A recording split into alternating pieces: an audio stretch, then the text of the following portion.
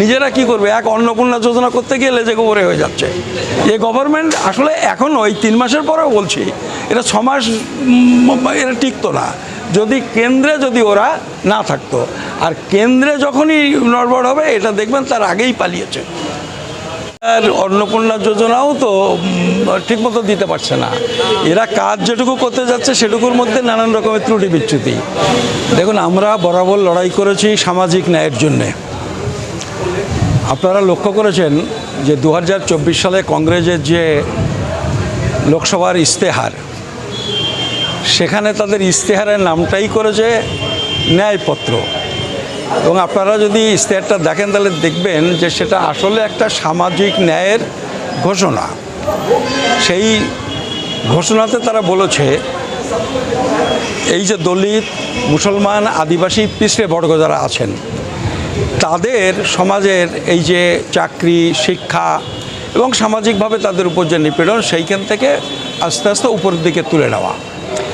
এবং এইটা বহু দল বহুভাবে মাঝে মাঝে এই সমস্ত কথা বলেছে, কিন্তু কংগ্রেসের, রাহুল গান্ধীর নেতৃত্বে কংগ্রেসের একটা বিশেষ বৈশিষ্ট্য হলো তারা এমনকি এই কথাও বলছে যে পার্টির মধ্যেও এই দলিত, মুসলমান, আদিবাসীদের গুরুত্বপূর্ণ জায়গায় তুলে আনতে হবে। কারণ অন্যেরা তাদের উপকার করে দেবেন, উন্নয়ন করে দেবেন, এটা সবসময় হয় না যদি না নিজেরা ক্ষমতায় থেকে নিজেদের উন্নয়ন করবার জন্য পরিকল্পনা রচনা করতে পারেন। এটা কিন্তু একটা সম্পূর্ণ নূতন ঘোষণা যেটা রাহুল গান্ধী করেছেন। আপনারা ওই ন্যায়পত্রটা দেখবেন, যেখানে কোনো পার্টি আজও বলেনি, কিন্তু কংগ্রেস বলেছে ওই যে রিজার্ভেশনে 50% একটা সীমারেখা আছে, সুপ্রিম কোর্টের রায় আছে বা কোনো হাইকোর্টের রায় আছে। কংগ্রেস বলছে আমরা আইন করে ওই সীমারেখাটা তুলে দেব, ওই 50% সীমারেখা তুলে দেবে। আজকে প্রাইভেট সেক্টরটাই বাড়ছে, সংকুচিত হচ্ছে সরকারি সেক্টরটা এবং রাষ্ট্রায়ত্ত সেক্টরটা। ফলে আসলে সংরক্ষণ সেখানে একটা মানে কথার কথা হয়ে দাঁড়াচ্ছে, বুঝলেন তো? শুধু নীতি ছাড়া আর কিছু থাকছে না। ফলে কংগ্রেস এটা লক্ষ্য করে বলেছে প্রাইভেট সেক্টরেও তারা সংরক্ষণের ব্যবস্থা করবে, এইটাও সেখানে তারা ঘোষণা করেছে। এই যে জাত গণনা, যেটা 1933 সালের পরে আর হয়নি, এই জাত গণনা করবার জন্যে এবং জাত গণনার যে রেজাল্ট, ওই যারা যত সংখ্যায় তাদের জন্যে সেরকম উন্নয়ন পরিকল্পনা, বাজেট বরাদ্দ এইটা করতে হবে। এইটা হচ্ছে কংগ্রেসের একটা প্রধানতম ঘোষণার একটা। এই উদ্যোগ তারা নিয়েছে এবং অনেকখানি তারা বিজেপির মতো দলকেও তারা এটাতে রাজি করাতে পেরেছে। তারা বলছে এই যে স্টাইপেন্ড যেটা দেয় তার সংখ্যা বাড়াবে। স্কুলগুলোকে তারা বলছে যে তফসিলি এলাকার স্কুলগুলো, সেখানে সবগুলো স্কুল তারা হোস্টেল সহ থাকা খাওয়ার ব্যবস্থা তারা করবে। বিদেশে যে বৃত্তি উচ্চশিক্ষার জন্য সেটা দ্বিগুণ করবে। রোহিত ভেমুলা কে নিয়ে দেখবেন তাদের একটা আলাদা পরিকল্পনা, একটা স্কিম করেছে, রোহিত ভেমুলা স্কিম। দলিতদের জন্য এরকম নানান প্রক্রিয়া আজকে কংগ্রেস শুরু করেছে। এবং কংগ্রেস শুরু করেছে বলতে তাদের যেখানে স্টেটে তারা ক্ষমতায় আছে তারা চেষ্টা করছে এবং কেন্দ্রে ক্ষমতায় গেলে তারা এগুলো বাস্তবায়ন করবে বলে ঘোষণা করেছে। ফলে এইসব কারণে আমরা আজকে এই 72 বছর বয়সে গিয়ে কংগ্রেস করার সিদ্ধান্তটা নিয়েছি। মানে কংগ্রেসই কেন? মানে এই মুহূর্তে কংগ্রেস ছাড়া তো অনেক কংগ্রেস, এটা হচ্ছে আমি একটা দলিত, পিছড়ে বর্গ, মুসলমান তাদের দৃষ্টিভঙ্গি থেকে বললাম।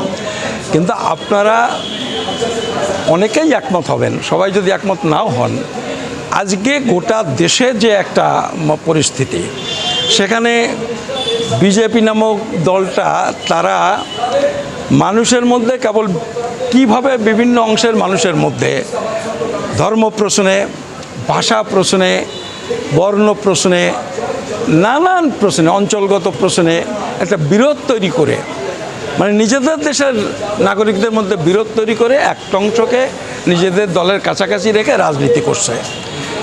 এবং এইটা যদি চলতে থাকে, ভারতের যে বিভিন্ন অংশের মানুষ, মানে বৈচিত্র্যের মধ্যে ঐক্যের যে একটা ধারণা, আসলে এইটা যদি না থাকে দেশ ঐক্যবদ্ধ থাকতে পারে না।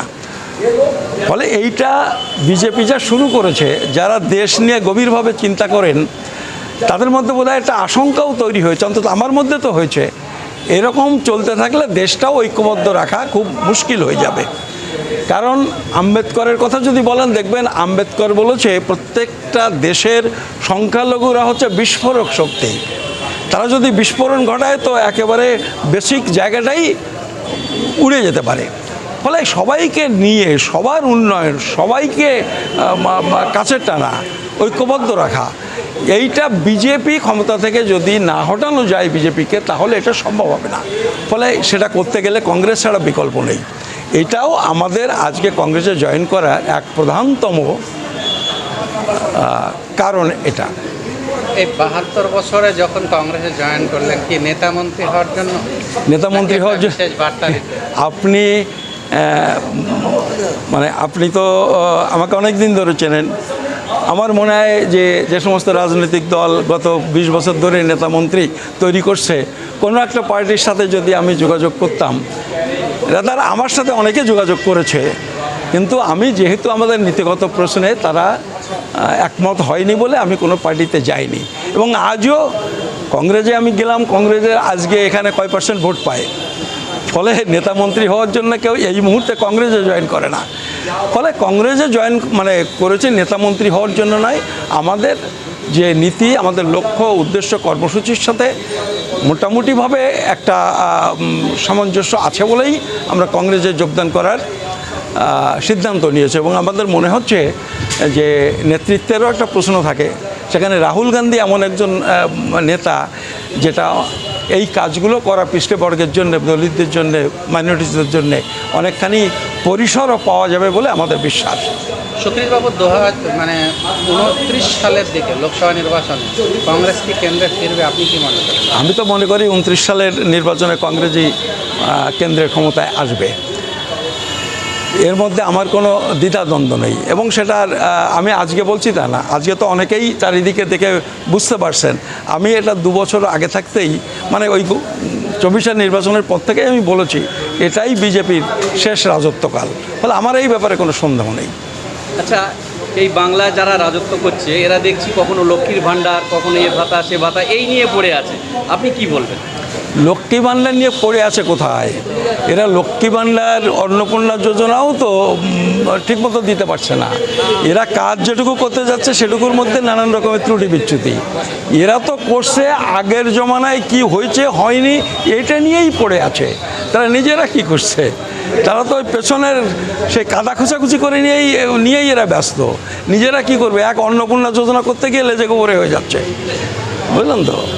আজকে তারা দুর্নীতির কথা বলছিল, তোলাবাজির কথা বলছিল, আজকে তাদের নেতারাই বলছে তোলাবাজির জন্য তারাই 3 মাসের মধ্যে অতিষ্ঠ হয়ে গেছে।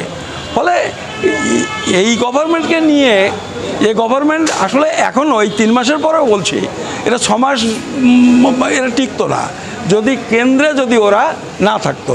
আর কেন্দ্রে যখনই নড়বড় হবে এটা দেখবেন তার আগেই পালিয়েছে।